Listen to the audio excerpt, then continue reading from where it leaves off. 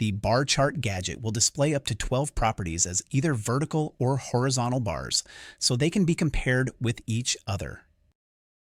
With as much as they do, they are one of the easiest gadgets to set up, and there are very few unique properties. The Colors tab allows changing the color of each bar, but there are only a few other properties. The bar orientation can be either horizontal or vertical. Let's look at vertical first. The Show Full Path option will display the device name, object name, and property name of each property on the chart, but this often makes it look too crowded. I'll add a few analog properties to the chart. With these longer object names, we're probably going to want to turn the full paths off, but let's take a look.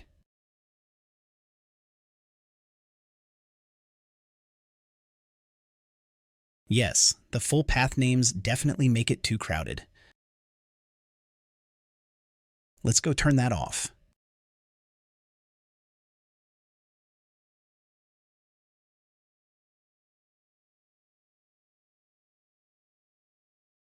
That's much better. The full path can still be seen in the hint when you hover the mouse over each bar.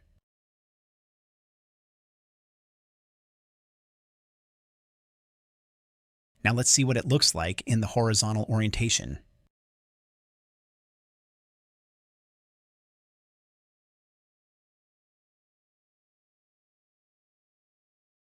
The bar chart gadget is very easy to set up and adds a good bit of information when the situation calls for it. The pie chart allows up to 12 properties to be charted in slices of a pie to show their ratios compared to each other. This works very similarly to the bar chart and is just as easy to set up. The Colors tab allows changing the colors of each slice. And on the Chart tab, the only unique property is the pie radius, which is the size of the pie as a percentage of the gadget size. You'll need to make this small enough to leave room for the property labels. Full path names can be turned on if needed and if there is room for them.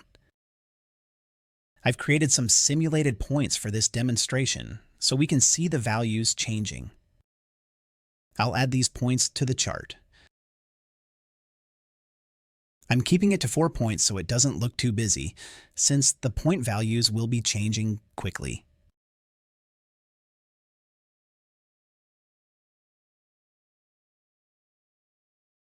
We could actually make this chart a bit larger than 75% since there seems to be room.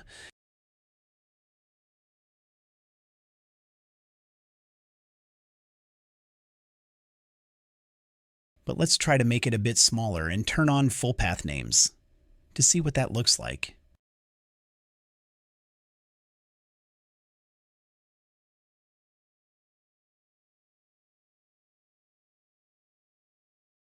Either way is fine.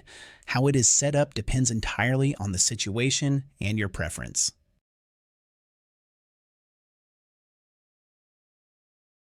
Let's now try it a little larger with full path names turned off.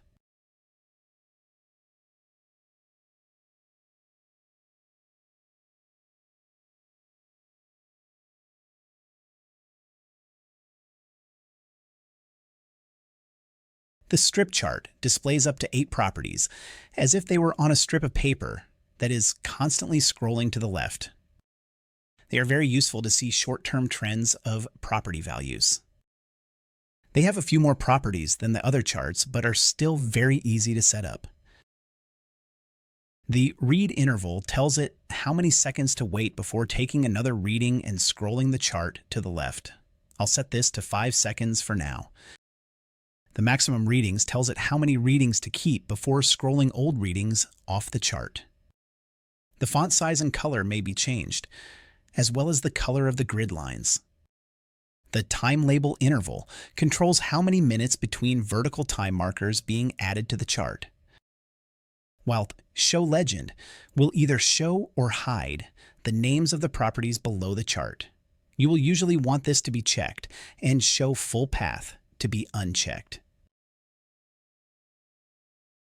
Now, we need to add some properties to the chart. I set up some special properties that will demonstrate the strip chart well.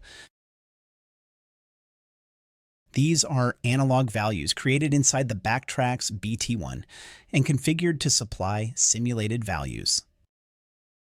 The simulated points are useful for testing. See the help file for more information on simulated value objects. Now we need to sit and wait for data to accumulate.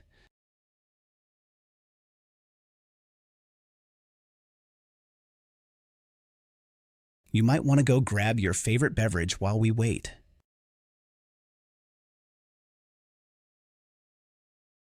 Okay, I'll skip ahead a little bit. There we go. Now that we have a few minutes of data collected, some clear patterns are emerging. As with the other charts, you can hover the mouse over the traces to see the full path names and values of each reading. The yellow trace value is quite a bit higher and is making the scale zoom out. Let's turn it off by clicking the property name in the legend.